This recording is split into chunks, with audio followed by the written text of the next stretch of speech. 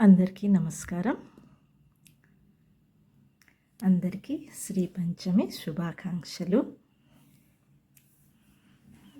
శ్రీ పంచమి సందర్భంగా సరస్వతి మాత మీద నేను రాసిన చిన్న కవిత మీకు వినిపించాలనుకుంటున్నాను.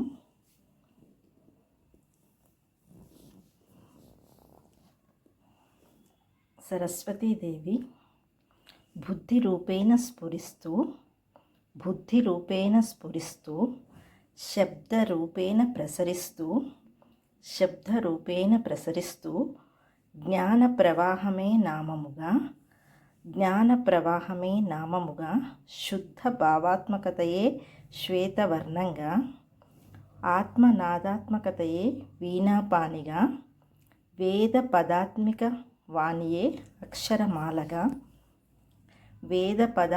వాణియే అక్షరమాలగా గ్రహణ శక్తియే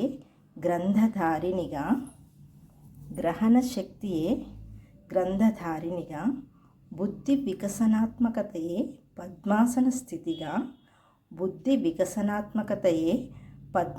స్థితిగా సాఫల్య సాధకతయే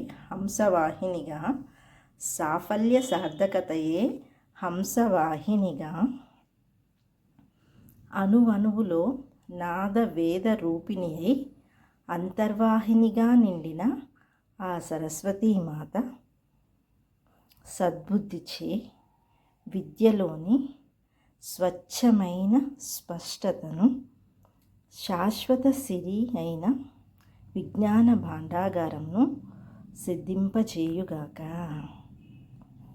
ఆ సరస్వతీమాత అనుగ్రహం మా అందరిపై ఉండాలని ఆశిస్తూ అందరికీ శ్రీ పంచమి శుభాకాంక్షలు. అలాగే మిత్రురాల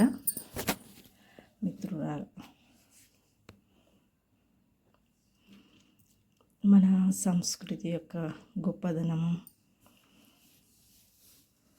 మన ముందు తరాలకు కూడా అందజేయాలని మనందరం అనుకుంటుంటాము.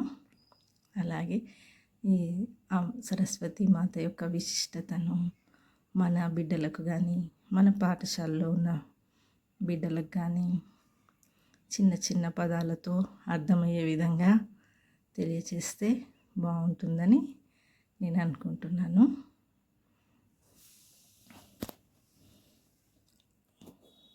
ఏ విధంగా అంటే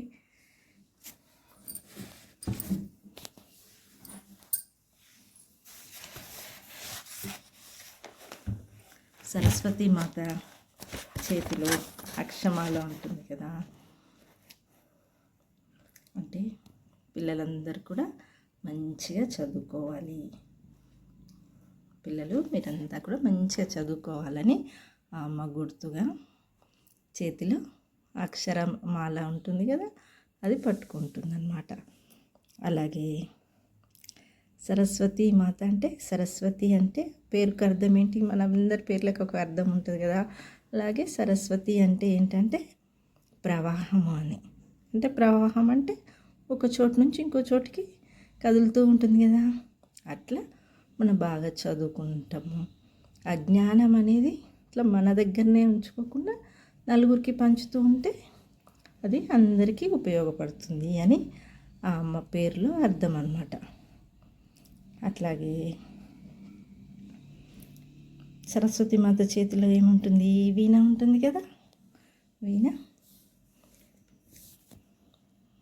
అంటే అందరిలో కూడా ఏదో ఒక మంచి టాలెంట్ కళ ఉంటుంది కదా. అంటే కొందరు మంచి డ్రాయింగ్ చేస్తారు, కొందరు మంచిగా పాటలు పాడగలుగుతారు, కొందరు మంచిగా ఏదైనా విషయం ఉంటే వివరించగలుగుతారు. అలా వాళ్ళ స్వీయంగా అంటే మీలో ఏదైనా ఒక కళ ఉంటే, ఏదైనా ఒక మంచి విషయం ఉంటే దాన్ని ఇంకా అభివృద్ధి చేసుకొని అది కూడా అందరికీ ఉపయోగపడేలా ఉపయోగించుకోవాలని అమ్మ చెప్తుందన్నమాట. అట్లనే సరస్వతి మాత చేతిలో పుస్తకం ఉంటుంది కదా, గ్రంథం ఉంటుంది కదా.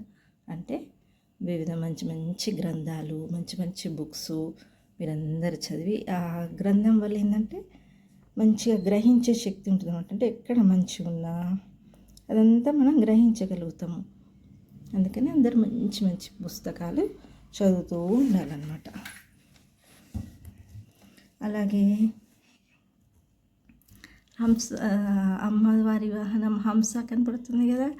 హంస ఏంటి, అది పాలని నీళ్ళని వేరు చేస్తుందంట. అంటే మనకు మంచి జ్ఞానం ఉన్నప్పుడు ఏది మంచి ఏది చెడు అనే విషయాలను కూడా మనం వేరు చేసుకోవాలి. స్కూల్లో ఉన్న మంచి మంచి పనులు చేస్తుండాలి మనం.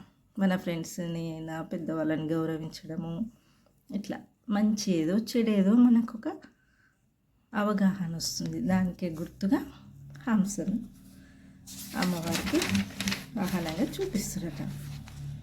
అట్లనే అమ్మవారు చూడండి ఎట్లా పద్మం ఒక పుష్పంలో కూర్చొని ఉన్నట్టుంది కదా. అంటే ఒక పుష్పము అంటే ఒక చెట్టుకి ఒక మంచి గాలి నీరు ఎండ తగిలితే ఎట్లా ఒక పువ్వు మంచిగా వికసిస్తుందో అట్లనే మనం కూడా మంచి జ్ఞానము, మంచి అలవాట్లు, మంచి నడవడిక నేర్చుకుంటే మన బుద్ధి కూడా అట్లా మంచిగా వికసిస్తుంది అనే ఉద్దేశంతో. అట్లాగే అమ్మ తెల్లని దుస్తులు ధరించి ఉంటుంది కదా. అంటే తెలుపేంటి, స్వచ్ఛతకు, అంటే మంచి ఆలోచనలకి గుర్తు అనమాట. మనకు మంచి జ్ఞానం వచ్చిందనుకో, ఆ జ్ఞానం ఏంటి, ఏదైనా మంచి పనులకు ఉపయోగించాలి అని.